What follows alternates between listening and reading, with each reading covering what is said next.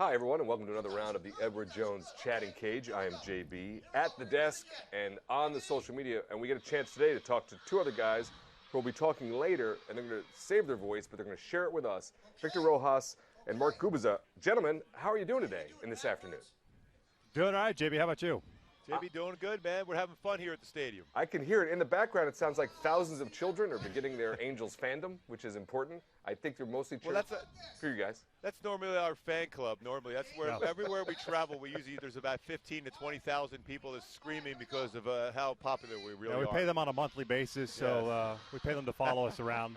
We knew we were doing this, so we figured we'd bring a cheering section. Well, I know we appreciate it, and I'm going to say by osmosis they're cheering for all of us, so it's a better day for me. So fans, unlike the kids there, which are probably on social media and will probably submit some questions, you can use the MLB Fans app and get live, be a part of the show. Get me out of the way, talk to Victor, talk to Mark, ask your question. In the meantime, I will read your questions as best I can in a voice that I think sounds like you. So let's go to that first. We'll do MLB Fans app. This is from Carlos V. Victor, Mark, what's it like to broadcast one of the best, if not the best player in baseball when you're talking about Mike Trout? Yeah, I mean, for me, I've said it for a number of years. My 8th season now. We've been fortunate to have Trout now. This is his 6th.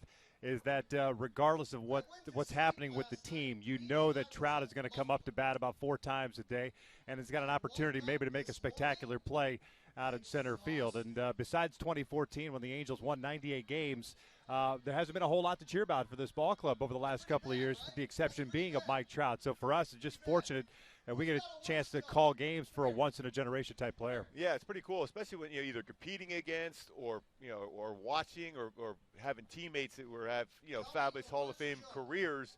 When you look at Mike Trout, what he does every night, it's kind of fun because we don't know what he's going to do. We know it's going to be something unbelievable. It's kind of like the Bo Jackson effect back when I was playing with him in Kansas City. But he's more of a refined baseball player. He can do everything. He can make a play in the field. He can steal a base. And a baseball is going to be hit hard, and during the course of a game of baseball is going to be screaming like one of those Bugs Bunny cartoons that this wishes it didn't go by his bat at all. So it's a lot of fun to watch him do his thing. All right, great answer. Thank you for sharing that from Victor and Mark. Mark obviously talking about Bo Jackson. When that is the sentence, when that is the comparison you start to, in terms of excitement, that's a lot of excitement. We're excited to have a fan join us here in the cage. What's your name? What's your question for Victor and Mark? My name is Braden, and I'm from California, and I would like to ask, what made you want to be an announcer? Well, Gooby, they told him he was no more, he wasn't wanted anymore wearing a uniform, so he decided to get into a different profession. I couldn't get anybody out, so I could get on somebody else for not getting people out. That's why I did. I don't know why Victor did. I know for those backing up bases, I said, you know what, I'm going to start getting on people about doing the same thing. And those hitters, they think they're good. So that way I can crush them every day. Every day with these games. I don't know why I got into it. It's one of those things. I got into the business very late as far as in relation to other folks. I was 33, 34 when I decided to try to get into this business. So I don't recall the exact reason why, but I think it was just I was kind of in that midlife trying to figure out what I wanted to do, and I ended up giving it a shot, got lucky. Spent 2 years in the minor leagues, and then I got an opportunity to call Major League Baseball with the Diamondbacks back in '03. So just one of those things that I took a shot at, but at least I did it. When I decided to do it, I put forth the 100% effort and just trying to chase my dream. Well, there you have it. That's a great question from a young fan. And to summarize those answers, one was revenge, and the other was a late bloomer. So there we have it. That's it. Perfect description of that. I just try to summarize. If you want one-word answers, we'd be more than happy to do that for you. No. Yes. I use that to get us to the next fan. You guys got to do the long answers, otherwise I got nothing. So all right. We're going to go back to social media, to the MLB Fans app. We talked about covering Mike Trout. Now, Dave the Brave wants to know, gents, what's the best thing about being a broadcaster for the Los Angeles Angels of Anaheim? Well, I'll tell you what, this year alone we have 5 walk-off wins, which makes it exciting, 15 comeback victories. So things have not been perfect. Your 1 and 2 starter in your rotation out for a long period of time. Your 3-headed so-called closer hasn't really been available with Cam Bedrosian and Houston Street, Andrew Bailey not available for a long stretch of time. But that being said, Victor, I know we've had a lot of fun. When you're able to come back in games, the one game I go back to in Seattle, here at the Big A, down 9-3, and scored 7 runs. in the 9th inning, the walk-off. I mean, that was a lot of fun. This team has been very resilient. And, you know, we talk about Trout, but guys like Andrelton Simmons, what he does at shortstop, he's got that wow factor anytime a ball is hit by him. So there's a lot of positives, a lot of fun. Cole Calhoun's the same way. Albert Pujols chases 600 home runs, 3,000 hits. He just passed Carl Yastrzemski on the all-time RBI list. So there's so many fun things we can talk about. Yeah. No, the only thing I could add to that is just going back to Trout. I mean, that's probably the best part of getting a chance to do this on a daily basis and getting to follow this kid who's got an opportunity to just be one of the all-time best. And it's a lot of fun. This year, Gooby said, it's been a really resilient team. For some reason, it kind of started in spring training, and it's carried over into the regular season. And whether you think this team's got a chance to win a World Series or even get to the postseason, it doesn't matter. At least they've shown over the first month and a half that they're going to stay in games. And even last night, give up a home run in the top of the 11th inning, down by a run. They still find a way against Dave Robertson to get on base and try to manufacture some runs. They end up picking up a walk-off win. So it's been fun this year. Certainly hasn't been boring, and I don't think a lot of people would have predicted a 21-21 record at this stage for the Angels this year, considering all the injuries. Great broadcasters talking about what it's like to broadcast a great team out there in Los Angeles, the Angels in Anaheim. It's the Edward Jones chatting cage. That's Victor and Mark.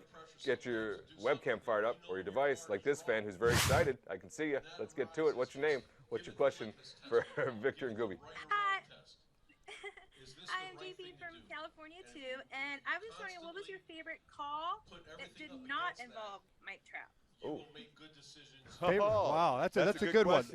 Honestly, for me, it was Jared Weaver's no-hitter here. You know, Southern California kid, grew up here, you know, homegrown, drafted, developed by the Angels, and to be able to watch him complete a no-hitter here, that's probably the most fun I've had. You know, it's easy to say Albert Pujols' 500th home run and stuff like that, the milestone things, but Jared's reaction with his mom and dad, wife in attendance, it was just priceless. To me, right now, it's probably the best moment that I've seen as an Angels broadcaster. Yeah, you touched base on the Albert Pujols' 500 home run to be able to be part of history at that point. He had his 499 and 500, and an Angel fan is there to catch the baseball in Washington. So that's why I thought it was really cool just to be part of that. And Albert's reaction and the reaction by the fans in the stands in Washington, realizing they saw history, and we're obviously we're going to see that again now as he gets closer and closer to 600. But to do that at that point, nobody had ever done that. David Ortiz eventually did it again. So only two players in history ever had home runs or 499 and 500 in the same game. That was pretty cool. It was one of those goosebump moments. And Jared Weaver thing was really cool too, especially with his family. But I'll tell you what, anytime you see something special happen where it never happened before, it's great to be part of. A great question from a fan. Great answer about great moments in baseball. Now time for the EDJ question of the day. Victor, Mark, what's the craziest game? We talked about the moments. What's the craziest game you've ever broadcast? Had a lot of friends that, took a lot of different paths. Oh, That's a good question, by the way. I'll say two of them for me, and they don't involve the Angels. When I was with the Texas Rangers, there was a game in Arlington, and it was against the Tigers, and it was I had the middle 4 innings of play-by-play on radio. And the Tigers, I want to say, scored 8 runs or 9 runs in the top of the 5th inning. And in the bottom of the 5th inning, the Rangers came back and scored 9, I think, or 10 runs and took the lead. I think the inning took like an hour and 20 minutes to complete. So that was one of the craziest. And then the other was in Baltimore. We played a doubleheader. Game 1 was the 30-3 game that the Rangers beat up on the Baltimore Orioles. And the interesting thing about that, besides all the home runs and the 30 runs scored, is that Game 2, a normal 9-inning game, lasted longer than the 30-3 game. So I've seen some crazy things happen offensively. I know you'll remember this well. We had a game in Comerica Park where I think Weaver's on the mound there, and Magglio Ordonez hit a home run off of me. Felt he took a little bit of long time going around, and a couple guys got hit.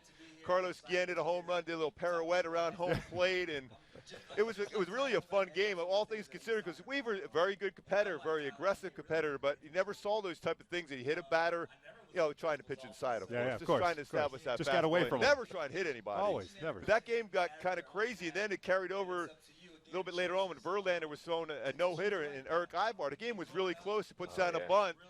and he throws it away, and lo and behold, he said he's going to hit him in the head and all this stuff, and then lo and behold, those guys became teammates in Detroit last season. So there's fun things like that. I felt the confrontation between hitter and pitcher, they're always a lot of fun for me. Those are great reminiscences. All those moments, man, they ring a bell too. Wild stuff there. Another fan joins us in the cage. What's your name? What's your question for the guys? Hi, I'm Rajan.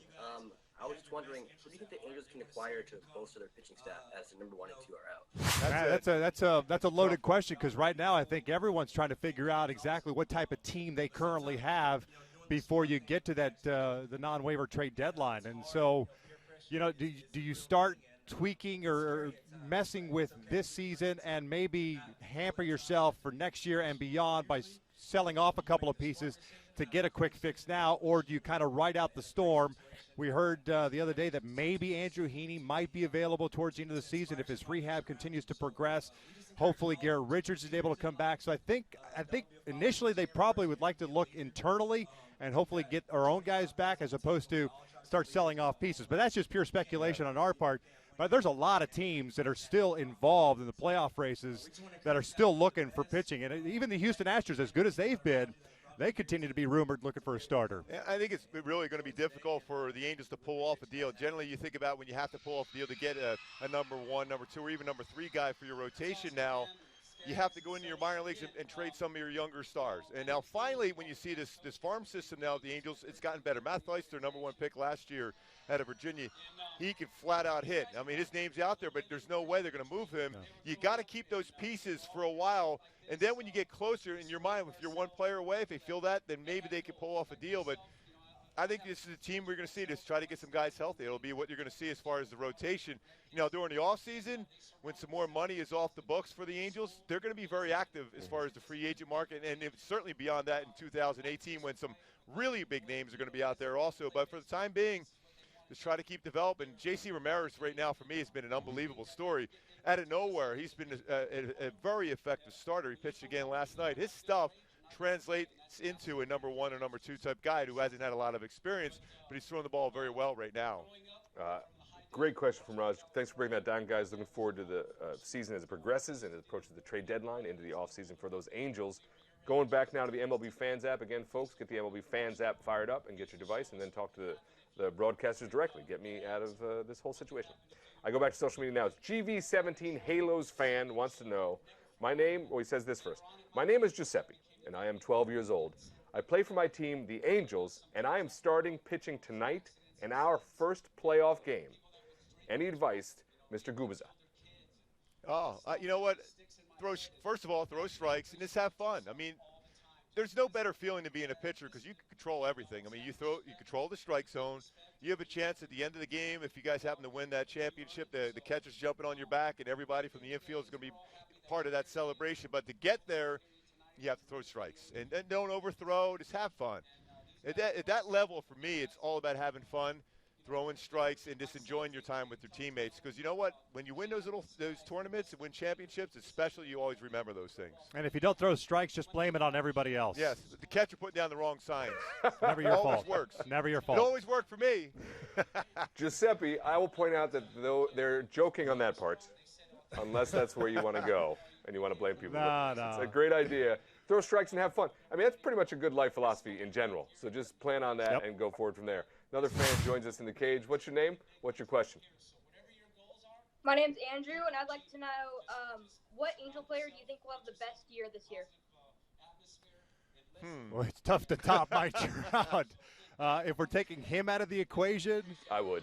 I tell you what, Martin Maldonado's been a really nice surprise for the Angels on the offensive side of things. Defensively, I think everyone kind of knew what he was capable of doing. The Angels picked him up in an offseason deal with the Brewers, and he's been in that 8th and 9th spot pretty much all season long. I think he leads and starts behind the plate, so he's caught a lot of innings, but you certainly haven't seen any bad effects that carrying over on the offensive side. So I think he's been a nice surprise so far. Yeah, there's no doubt. And Anderson Simmons, what he does with the glove, and I still go back to, and he'll never talk about himself, but just to be, and Albert knows a lot about history, just to be passing players, Ted Williams, Carlos Yastrzemski right now on the RBI list, getting closer to 600 home runs, 3,000 hits, possibly in the same season. Again, I know he'll never talk about himself, but we'll do it. Yeah. And it's a lot of fun. I think to look back right now just to say, hey, listen, not many people have done what he has done in the history of the game. And win World Series and win MVPs and all those things, and dealing with a lot of nagging injuries he's had to deal with since putting on that Angel uniform, yet playing every day. He's pretty a phenomenal guy. He is a phenomenal guy. Will approach as he approaches that 600. I know you guys have your notes ready for that moment. That'll be an electric time. Great question from a young fan as we continue this version of the Edward Jones chatting cage. We've got another fan with us before we have to send these guys off to work. What's your name? What's your question?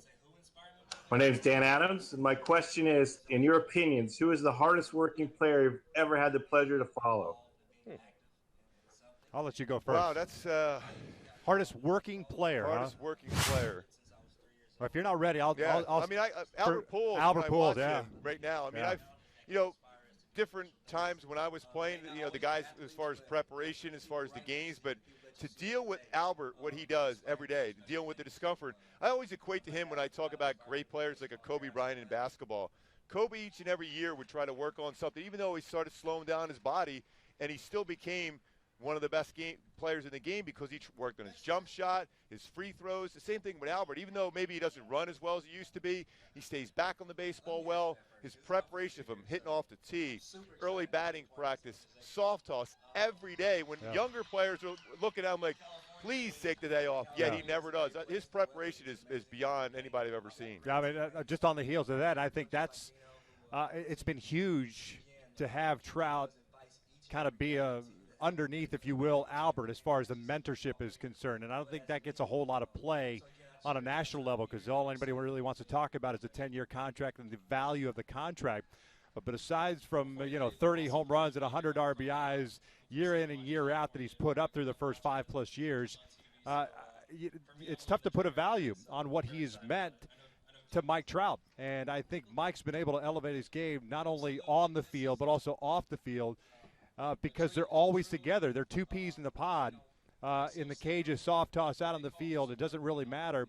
And when you've got a guy at the level that Albert has been prior to coming to the Angels, and you've got this rising superstar, there's no better way, no better mesh that you could ever imagine of having Albert come in and be able to talk to Mike and explain things to him that he's already experienced. And I think that's what's helped Mike kind of ease into the role of being so great and not have to worry about distractions on and off the field. And, we say it all the time that it's invaluable what Albert has meant to Trout and to the clubhouse in general in the 5+ seasons that he has been with this ball club. A great question and answer from fan and tremendous broadcasters. I'd like to say before we guys get you to work, I know you have to rest your voices for at least a minute before you start broadcasting. Did you have some fun hanging out with the fans today? That's all I really want to know. Oh, we always like hanging out with the fans. Yes. We bring our fans with us. We paid all these kids to be here to cheer for us. Are you kidding me? I forgot. That's your whole deal. Well, I want to thank We're you men guys. of the people. Always are, always are. Two of the best in the game out there in Victor and Mark. Thank you guys for being with us. We appreciate your time. Fans, as always, I appreciate your time. Without you, I have to do a lot more work, and nobody's really interested. So I appreciate you being the engine of the show. We'll see you the next time we run this version of the Edward Jones Chatting Cage.